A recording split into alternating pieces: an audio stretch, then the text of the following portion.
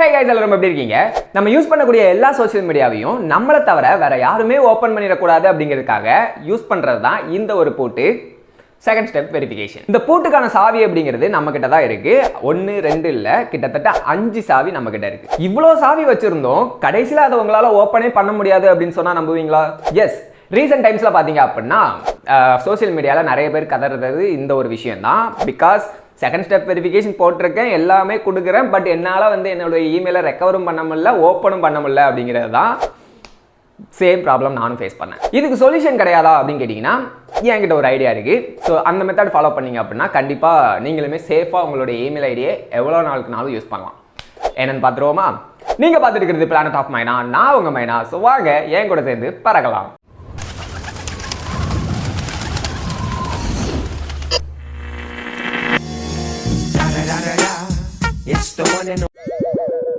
ரீசெண்டா ஒரு சில தற்குறிகள் என்னுடைய மொபைலை ஹேக் பண்றாங்க அப்படிங்கிற பேர்ல மொத்தமா வாஷ் அவுட் அப்படிங்கிறத பண்ணிட்டாங்க. டேட்டா தானே, எல்லாம் சேஃபா இருக்கு. அந்த டைம்ல எனக்கு டேட்டா அப்படிங்கிறது பிரச்சனையா இல்ல, ஏன்னா அது எல்லாமே நான் ஆல்ரெடி பேக்கப் எடுத்து வச்சிருந்ததுனால ஒரே ஒரு பிரச்சனை, எல்லா சோஷியல் மீடியாவையும் அந்த ரிட்டர்ன் வந்து லாகின் பண்ணணும் அப்படிங்கிறது தான். ஸோ நான் லாகின் ட்ரை பண்ண முடியல, எனக்கு 2 ஃபேக்டர் ஆத்தென்டிகேஷன் கேட்டுச்சு. ஸோ இந்த ஆத்தென்டிகேஷன்ல தான் எனக்கு பிரச்சனையே ஸ்டார்ட் ஆனிச்சு. நான் சொன்னேன் இல்லையா, இந்த 5 கீ, இந்த 5 கீயுமே நான் வச்சிருந்தேன், பட் என்னால அந்த பூட்டு அப்படிங்கிறத ஓப்பன் பண்ண முடியல. அதாவது என்னுடைய இமெயில் ஐடியை என்னால லாகின் பண்ண முடியல. இந்த 5 கீ என்னென்ன அப்படிங்கிறத ஃபர்ஸ்ட் பார்த்துடலாம். 1, ட்ரஸ்டட் டிவைஸ். அதாவது நீங்க ஒரு டிவைஸ் வந்து மெயினா யூஸ் பண்ணிட்டு இருப்பீங்க, நீங்க வேற எங்கேயாவது லாகின் பண்ண முடியல, நீங்க யூஸ் பண்ற அந்த ஒரு மொபைலுக்கு பாத்தீங்க அப்படின்னா ஒரு நோட்டிபிகேஷன் வரும், அது நீங்க தானா அப்படின்னு சொல்லிட்டு. ஸோ அங்க வந்து எஸ் ஆர் நோ அப்படின்னு சொல்லிட்டு ஒரு ஆப்ஷன் இருக்கும், அதை கிளிக் பண்றது மூலமா மட்டுமே நீங்க அங்க வந்து லாகின் பண்ணிக்க முடியும். ரெண்டாவது மொபைல் நம்பர். ஸோ உங்க மொபைல் நம்பருக்கு வந்து ஒரு ஓடிபி வரும், அதை என்டர் பண்ணீங்க அப்படின்னா ஈஸியா லாகின் அப்படிங்கிறது பண்ணிடலாம். மூணாவது ரெக்கவரி இமெயில். ரெக்கவரி இமெயில் அப்படின்னு கொடுத்து வச்சிருந்தீங்கன்னா, அதாவது உங்க இமெயில் ஐடி வந்து லாகின் எங்கேயாவது பண்றீங்க அப்படின்னா இந்த இமெயில் ஐடிக்கு எனக்கு வந்து ஒரு ஓடிபி வரணும் அப்படின்னு சொல்லி கொடுத்து வச்சிருந்தீங்கன்னா அந்த ஓடிபி எடுத்துட்டு போய் அங்க கொடுக்கும் போது லாகின் அப்படிங்கிறது ஆயிரும். நாலாவதா பேக்கப் கோட்ஸ். உங்களுக்கு கூகுள் தரப்புல இருந்து ஒரு 10 கோட்ஸ் வந்து கொடுப்பாங்க. சோ இந்த கோடை ஒரு டைம்ல ஒரு கோடு தான் யூஸ் பண்ண முடியும். சோ அப்படி யூஸ் பண்ணி கூட நீங்க வந்து உங்களுடைய டிவைஸ்ல எங்கனாலும் லாகின் அப்படிங்கறத பண்ணிக்கலாம். அண்ட் ஃபைனலா பாத்தீங்க அப்படின்னா ஆத்தென்டிகேட்டர் ஆப். சோ உங்க மொபைல்ல பாத்தீங்க அப்படின்னா ஆத்தென்டிகேட்டர் ஆப் வந்து இன்ஸ்டால் பண்ணி வச்சு அங்க சைன் இன் பண்ணி வச்சிட்டீங்கன்னா நீங்க எங்கயாவது ஓபன் பண்ண முடியல, அந்த ஆப் ஓபன் பண்ணீங்கன்னா கோட்ஸ் வரும், அந்த கோட் எடுத்துட்டு போய் அங்க கொடுத்தீங்கன்னா லாகின் ஆயிரும். இப்படி 5 கீயுமே நீங்க வந்து யூஸ் பண்ணிக்கலாம். இந்த 5 கீ இருந்துமே என்னால வந்து என்னோட இமெயில் ஐடியை ஓபன் பண்ண முடியல. ஸ்டில் நான் வந்து ஸ்ட்ரகிள் ஆனேன். ஏன்?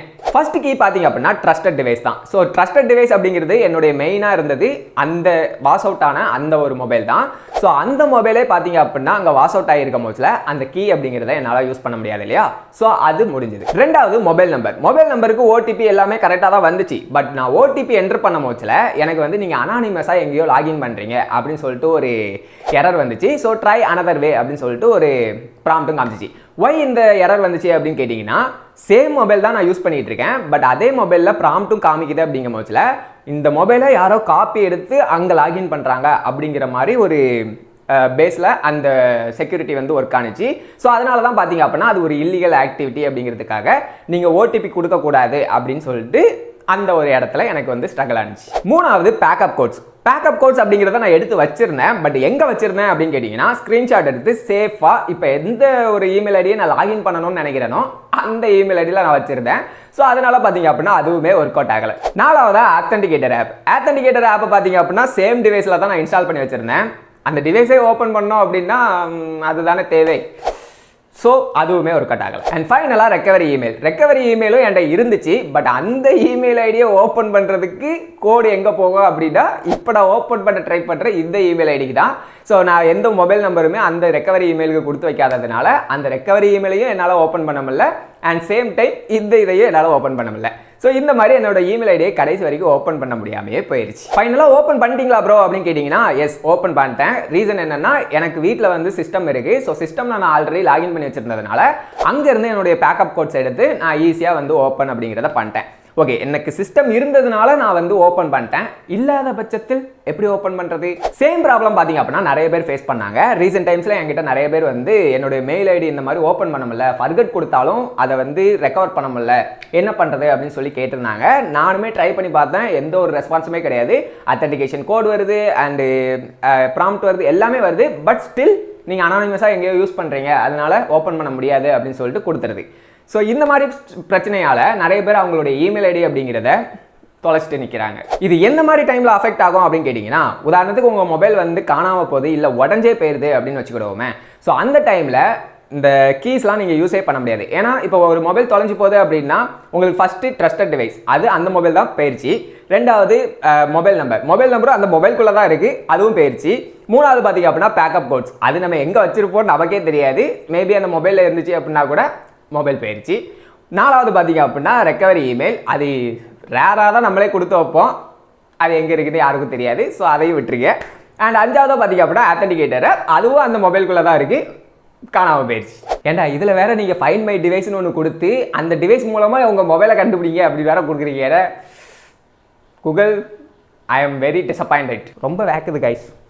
அப்பா செகண்ட் ஸ்டெப் வெரிஃபிகேஷனில் இந்த மாதிரி ப்ராப்ளங்கள் இருக்கிறதுனால நம்ம செகண்ட் ஸ்டெப் வெரிஃபிகேஷனே போட வேண்டாம் அப்படின்னு நிறைய பேர் நினச்சாலும் கூகுள் தரப்பில் இருந்து கண்டிப்பாக செகண்ட் ஸ்டெப் வெரிஃபிகேஷன் போடணும் அப்படிங்கிற ஒரு ரூல்ஸும் பாஸ் பண்ணியிருக்கிறதுனால எல்லாருமே செகண்ட் ஸ்டெப் வெரிஃபிகேஷன் போட்டு தான் ஆக வேண்டியது இருக்குது. பட் இந்த செகண்ட் ஸ்டெப் வெரிஃபிகேஷனை எப்படி எஃபிஷியண்டாக யூஸ் பண்ணுறது அப்படிங்கிறது தான் நம்ம இப்போ பார்க்க போகிறோம். ஃபர்ஸ்ட் கீ ட்ரஸ்டட் டிவைஸ் இருக்கு இல்லையா, அது எந்த வகையிலையும் உங்களுக்கு யூஸ் ஆக போகிறது இல்லை. ஏன்னா உங்களுடைய மெயின் மொபைல் இருக்கும்போது மட்டும்தான் அது யூஸ் ஆகும், மற்றபடி அது யூஸே ஆகாது.